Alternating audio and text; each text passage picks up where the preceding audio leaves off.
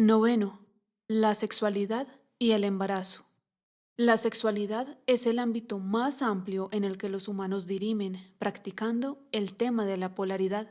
El ser humano experimenta su carencia y busca aquello que le falta. En la unión corporal con su polo opuesto alcanza un nuevo estado de conciencia al que llama orgasmo. Este estado lo asimila el individuo a la felicidad. Solo tiene un inconveniente: no puede mantenerse en el tiempo. El ser humano trata de compensar este inconveniente por medio de la reiteración. Por muy breve que sea este momento, indica al individuo que hay estados de conciencia cualitativamente muy superiores al normal.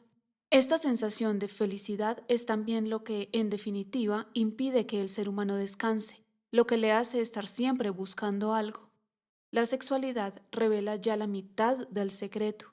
Cuando se unen dos polos formando una unidad, se produce una sensación de felicidad. Por lo tanto, la felicidad es unidad.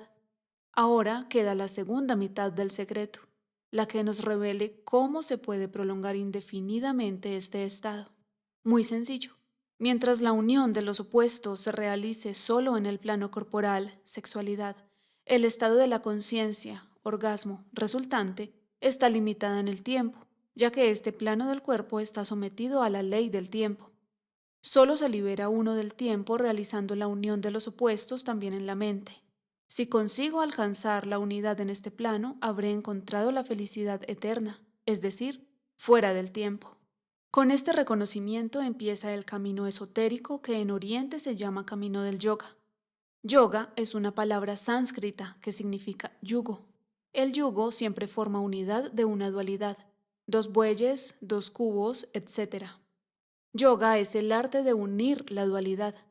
Dado que la sexualidad contiene en sí el esquema básico del camino y al mismo tiempo lo expone en un plano accesible a todos los seres humanos, la sexualidad ha sido utilizada en todos los tiempos para la representación analógica del camino. Aún hoy, el turista contempla con asombro y perplejidad en los templos orientales las, a su modo de ver, pornográficas imágenes. Una de las peculiaridades de la teología cristiana es la de haber denostado de tal manera al cuerpo y la sexualidad que nosotros, hijos de una cultura de raíz cristiana, tratamos de construir un antagonismo irreconciliable entre el sexo y la senda espiritual. Desde luego, el simbolismo sexual no siempre ha sido ajeno a los cristianos, como demuestran, por ejemplo, las doctrinas de la esposa de Cristo. En muchos grupos que se consideran a sí mismos esotéricos, se cultiva todavía activamente esta posición entre carne y espíritu. En estos círculos se confunde básicamente la transmutación con la represión. También aquí bastaría comprender el fundamento esotérico, hacia arriba como abajo, para darse cuenta de que lo que el ser humano no consiga abajo nunca podrá realizarlo arriba. Es decir, el que tenga problemas sexuales deberá resolverlos en el aspecto corporal, en lugar de buscar la salvación en la huida. La unión de los opuestos es aún mucho más difícil en los planos superiores. Desde este punto de vista, tal vez resulte comprensible por qué Freud relaciona casi todos los problemas humanos con la sexualidad. Esta actitud tiene justificación y solo adolece de un pequeño defecto de forma. Freud, y todos los que piensen de este modo, omitió dar el último paso desde el plano de la manifestación concreta hasta el principio que se halla detrás de ella, porque la sexualidad no es sino una de las formas de expresión posibles del principio de la polaridad o unión de los contrarios.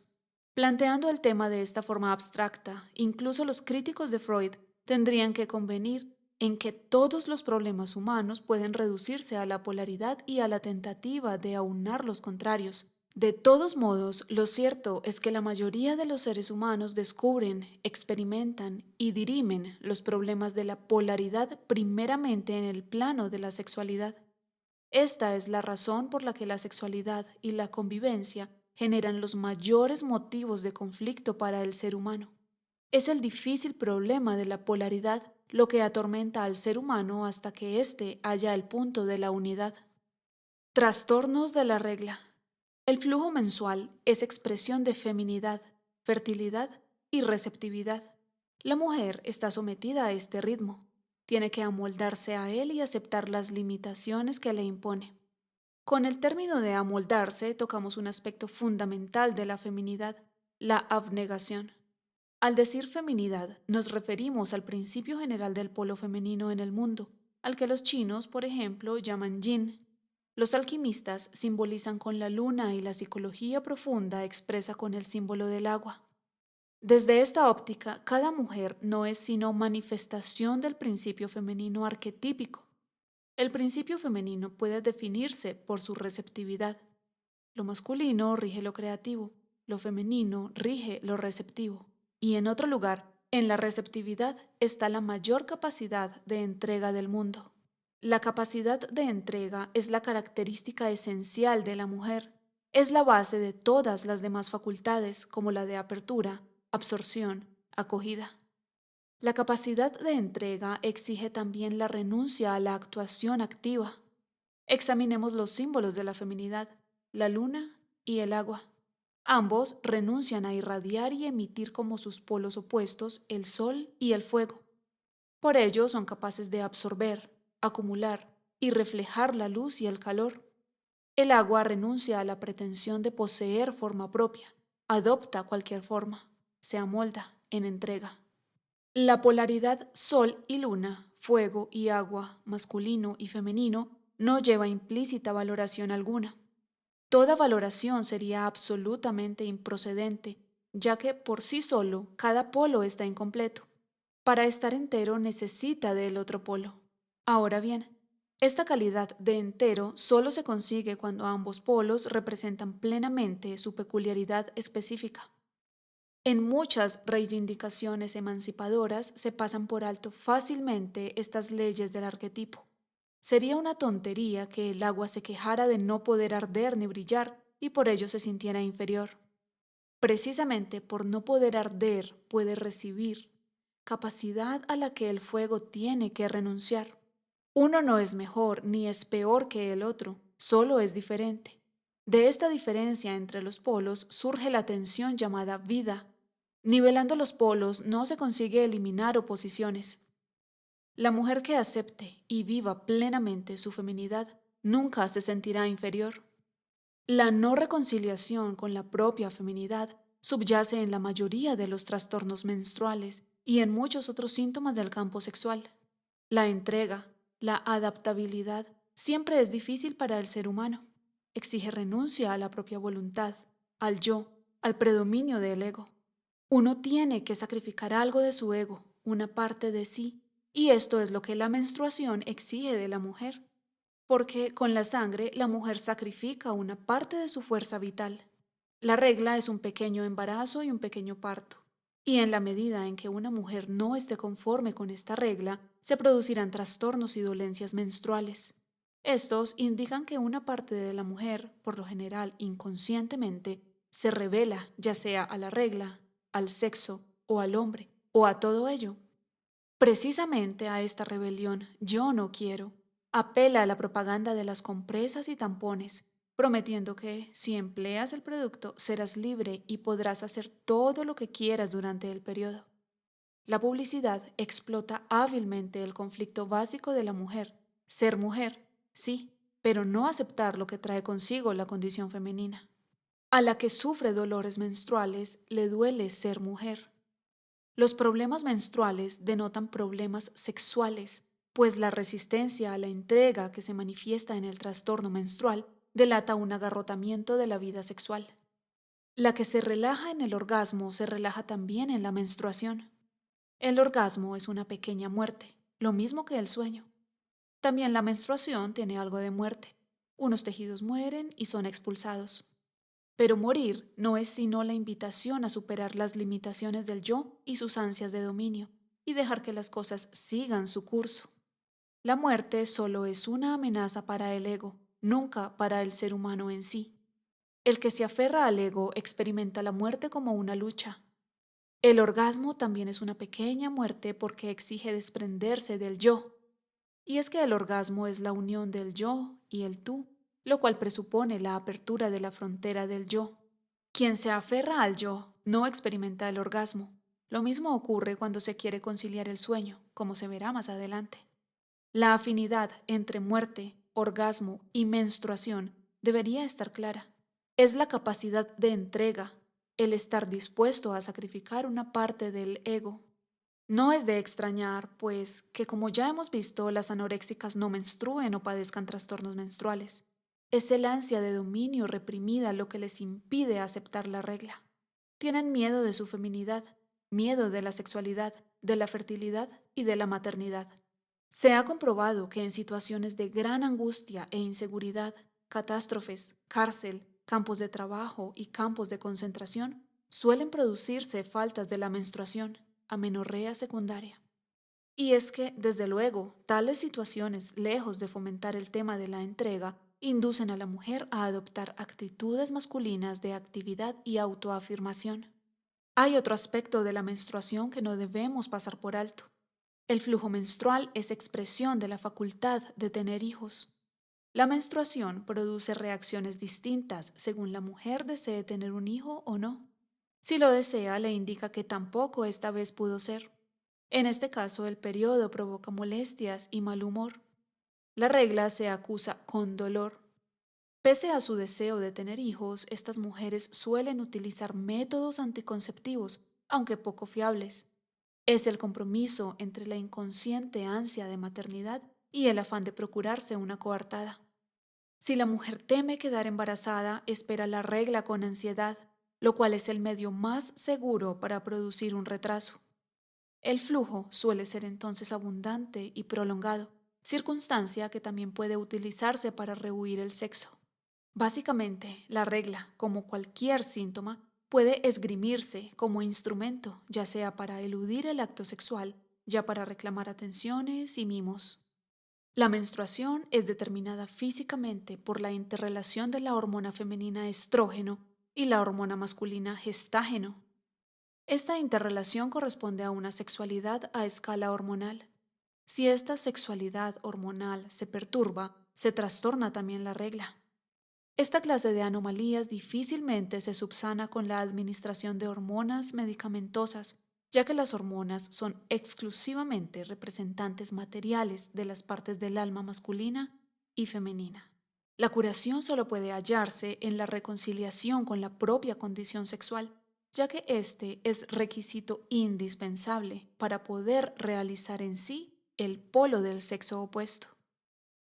El embarazo imaginario, pseudogravidez. El embarazo imaginario nos permite observar con claridad meridiana la traslación de procesos psíquicos al campo somático. Estas mujeres no solo experimentan síntomas subjetivos del embarazo, como antojos, sensación de hartazgo, náuseas y vómitos, sino que también la típica hinchazón de los pechos, pigmentación de los pezones e incluso secreción láctica. La mujer siente los movimientos del niño y el vientre se le abulta como en los últimos meses de un embarazo real. Este fenómeno del embarazo aparente, conocido desde la antigüedad pero relativamente raro, se debe al conflicto entre un gran deseo de tener hijos y el miedo inconsciente a la responsabilidad. Si el embarazo aparente se presenta en mujeres que viven solas y aisladas, puede ser indicio de un conflicto entre sexualidad y maternidad. Una desea desempeñar el noble papel de madre, pero sin que intervenga el innoble contacto sexual. En cualquier caso, el embarazo aparente del cuerpo indica la verdad. Se hincha sin contenido. Problemas del embarazo. Los problemas del embarazo denotan siempre un rechazo del niño. Esta afirmación será sin duda rebatida con vehemencia por aquellas personas en las que mejor encaja. Pero si queremos conocer la verdad, si queremos conocernos a nosotros mismos, tenemos que prescindir de los valores habituales, porque son el peor enemigo de la sinceridad. Mientras uno esté convencido de que para ser buena persona solo tiene que mantener una actitud u observar un comportamiento determinados, forzosamente reprimirá todos los impulsos que no encajen con su esquema.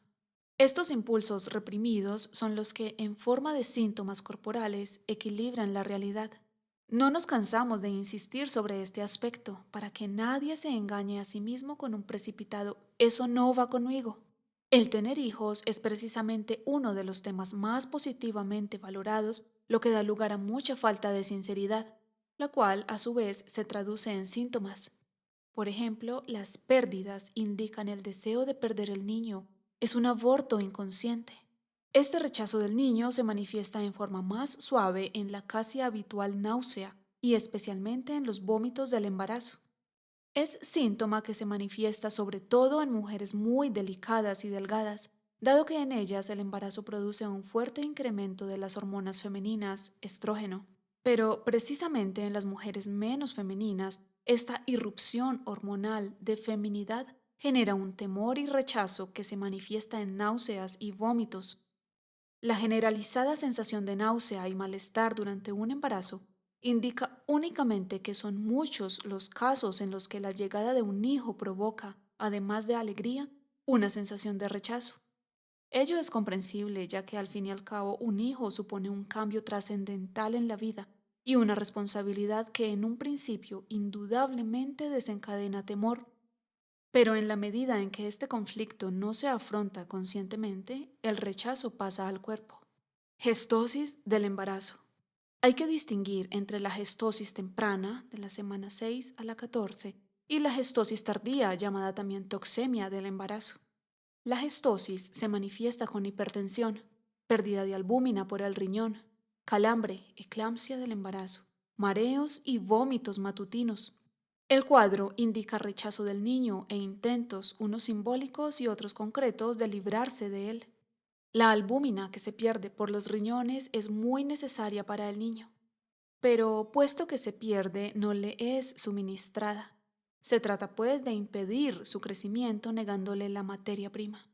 Los calambres revelan el intento de expulsar al niño, se asemejan a las contracciones del parto. Todos estos síntomas, relativamente frecuentes, indican el conflicto descrito. De la violencia y peligrosidad de los síntomas puede deducirse la fuerza del rechazo o en qué medida la madre está dispuesta a admitir al niño. En la gestosis tardía encontramos un cuadro ya más agudo que amenaza seriamente, no solo al bebé, sino también a la madre. En este caso, el riego sanguíneo de la placenta se reduce sustancialmente. La superficie de intercambio de la placenta es de 12 a 14 metros cuadrados. Con la gestosis queda reducida a unos 7 metros cuadrados y con menos de 4 metros y medio el feto muere. La placenta es el órgano de contacto entre la madre y el hijo. Si el riego sanguíneo se reduce, se merma el contacto. La insuficiencia placentaria provoca la muerte del feto en una tercera parte de los casos. Si el bebé sobrevive a la gestosis tardía, suele ser raquítico y tener aspecto de anciano. La gestosis tardía es el intento del cuerpo de asfixiar al niño, en el cual la madre arriesga su propia vida. La medicina considera que son propensas a la gestosis las diabéticas, las enfermas del riñón y las obesas. Si examinamos estos tres grupos, vemos que tienen un problema común: el amor. Las diabéticas son incapaces de aceptar amor y por lo tanto tampoco pueden darlo. Las enfermas del riñón tienen problemas de convivencia y las obesas, con su bulimia, indican que tratan de resarcirse de la falta de amor con la comida. No es pues de extrañar que mujeres que tienen problemas con el tema del amor tengan dificultades para abrirse a un niño. El parto y la lactancia.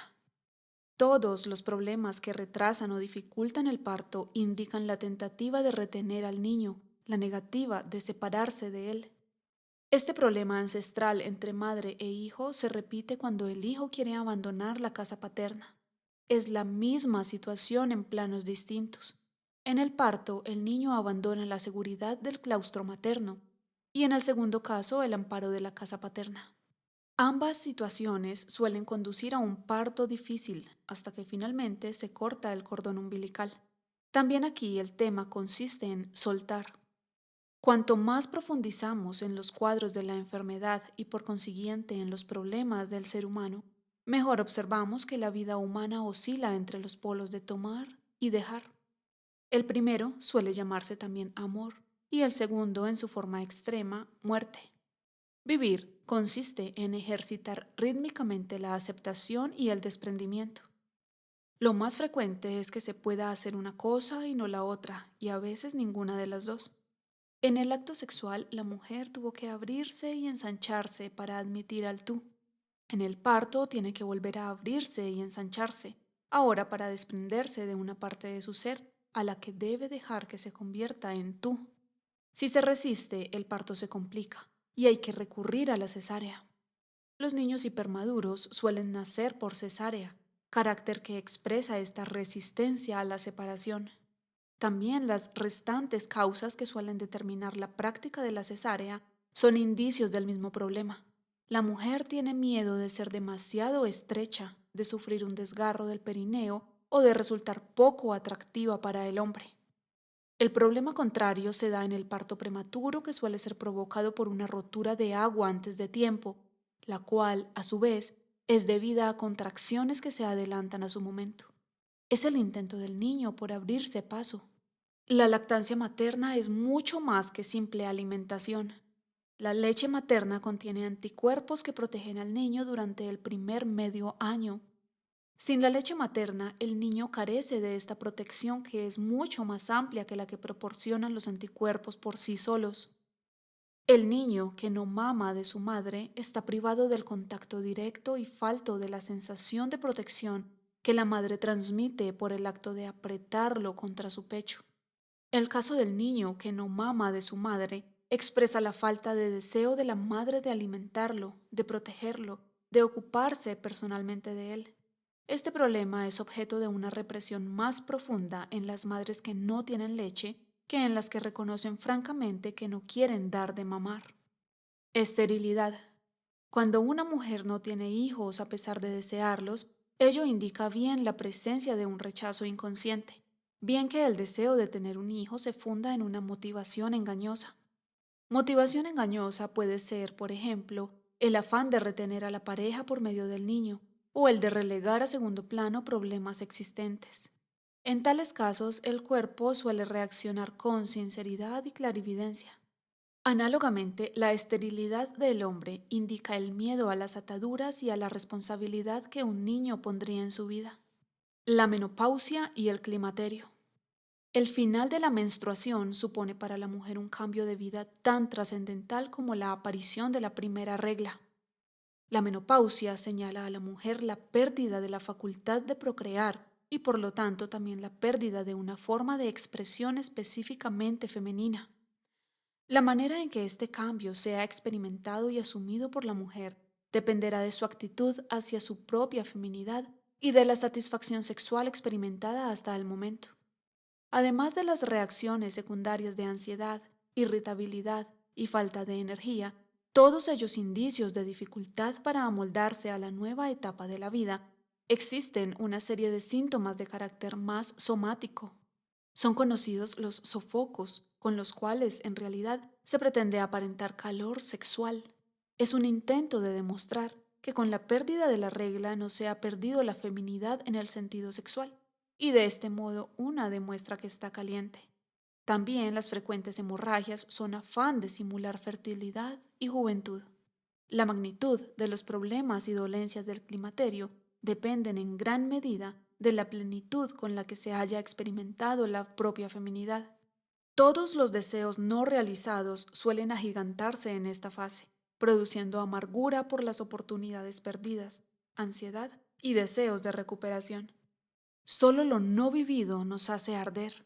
En esta fase de la vida suelen producirse también los miomas del útero, tumores benignos del tejido muscular. Estos tumores de la matriz simbolizan un embarazo. La mujer alimenta en la matriz algo que luego habrá que extraer por medio de una operación que será como un parto. Los miomas pueden considerarse indicio de inconscientes deseos de embarazo, frigidez e impotencia. Detrás de todos los trastornos sexuales está el miedo. Ya hemos hablado de la relación existente entre el orgasmo y la muerte. El orgasmo amenaza a nuestro yo, ya que libera una fuerza que no podemos dominar, que no podemos controlar con nuestro ego. Todos los estados de éxtasis o delirio, tanto de índole sexual como religioso, desencadenan en las personas fascinación y temor. El temor se acrecienta en la medida en que una persona está acostumbrada a controlarse. El éxtasis es pérdida del control. El autodominio es una cualidad que nuestra sociedad valora de forma muy positiva y que por lo tanto inculca activamente en los niños. Ya basta de llanto. La afirmación de que un riguroso autodominio facilita la convivencia social es también muestra de la increíble falsedad de esta sociedad. En definitiva, el autodominio no es sino la represión al inconsciente de todos los impulsos no deseados por una comunidad. Con ello, el impulso desaparece de la vista, sí, pero tenemos que preguntarnos qué pasará con él. Por naturaleza, el impulso tiene que manifestarse, es decir, que pugnará por volver a salir a la superficie, y el ser humano tendrá que seguir gastando energía para seguir reprimiéndolo y controlándolo. Aquí se ve por qué el ser humano tiene miedo a la pérdida de control. Un estado de éxtasis o embriaguez destapa el inconsciente y enseña todo lo que hasta ahora fuera cuidadosamente ocultado. Y el ser humano practica una sinceridad que habitualmente le resulta dolorosa. In veno veritas, decían ya los romanos. En la embriaguez de un manso cordero brotan accesos de furiosa agresividad, mientras que un tipo duro puede echarse a llorar. La reacción es auténtica, pero socialmente indecorosa. Por eso uno tiene que dominarse. En estos casos, el hospital nos hace sinceros. La persona que por miedo a perder el control constantemente se ejercita en el autodominio, encuentra muy difícil renunciar al control del yo solo en la sexualidad y dejar libre curso a los acontecimientos. En el orgasmo, ese pequeño yo del que siempre estamos tan orgullosos tiene que desaparecer. En el orgasmo, el yo muere, por desgracia solo momentáneamente, ya que si no, la iluminación sería mucho más fácil. Pero el que se aferra al yo bloquea el orgasmo. Cuanto más pretende el yo forzar el orgasmo, menos lo consigue. Esta ley, aunque conocida, se olvida con frecuencia. Mientras el yo desea algo, es imposible alcanzarlo. En última instancia, el deseo se traduce en todo lo contrario. Desear dormir produce insomnio. Desear potencia hace impotente. Mientras el yo ansíe la iluminación, no la conseguirá. El orgasmo es la renuncia al yo. Solo así se consigue la unificación, porque mientras exista un yo, existirá también un los otros, y viviremos en la dualidad. Si quieren experimentar el orgasmo, tanto el hombre como la mujer tienen que relajarse, dejar que las cosas sigan su curso. Pero para que haya armonía en la relación sexual, además de este requisito común, hombre y mujer tienen que cumplir otros específicos de su sexo. Ya hemos hablado extensamente de la capacidad de entrega como principio de la feminidad. La frigidez indica no que una mujer no quiera entregarse plenamente, sino que quiere hacer de hombre. No desea supeditarse, no quiere estar abajo, quiere mandar. Estas ansias de dominio y de poder son expresión del principio masculino e impiden que la mujer se identifique plenamente con el principio de la feminidad. Estas alteraciones, naturalmente, tienen que perturbar un proceso polar tan sensible como la sexualidad. Esta observación se confirma por el hecho de que las mujeres frígidas pueden experimentar el orgasmo por medio del onanismo. En el onanismo desaparece el problema de dominio y la entrega. Una se siente sola y no necesita acoger a nadie, solo las propias fantasías. Un yo que no se ve amenazado por un tú se retira voluntariamente. En la frigidez se manifiestan también los temores de las mujeres a sus propios instintos, especialmente cuando se valoran tópicos tales como mujer decente, golfa, etc. La mujer frígida no quiere relajarse ni abrirse, sino mantenerse fría. El principio masculino es hacer, crear y realizar. El hombre, yang, es activo y por lo tanto agresivo. La potencia sexual es expresión y símbolo de poder. La impotencia es debilidad. Detrás de la impotencia está el temor a la propia masculinidad y a la propia agresividad. Uno tiene miedo a tener que demostrar su hombría. La impotencia es también expresión de temor a la feminidad en sí. Lo femenino se ve como una amenaza que quiere engullirnos. Lo femenino se manifiesta aquí en el aspecto de la vieja que se come a los niños, la bruja. Uno no quiere ir a la guarida de la bruja. Ello demuestra también poca identificación con la masculinidad y por lo tanto con los atributos de poder y agresividad. El impotente se identifica más con el polo pasivo y el papel de subordinado. Tiene miedo a la acción y una vez más se entra en el círculo vicioso de tratar de conseguir la potencia con la voluntad y el esfuerzo. Cuanto mayor es la presión, más inalcanzable la erección. La impotencia debería ser el acicate para averiguar la propia actitud frente a los temas de poder, fuerza y agresividad y las fobias relacionadas con ellos. Al examinar los problemas sexuales, en general no hay que olvidar que en el alma del ser humano hay un aspecto femenino y un aspecto masculino, y que en definitiva cada cual, sea hombre o mujer, tiene que desarrollar totalmente ambos aspectos. Pero este difícil camino empieza por la total identificación con la propia sexualidad corporal. Una vez asumido este polo, se podrá despertar e integrar conscientemente la parte del alma correspondiente al otro polo, a través del encuentro con el otro sexo.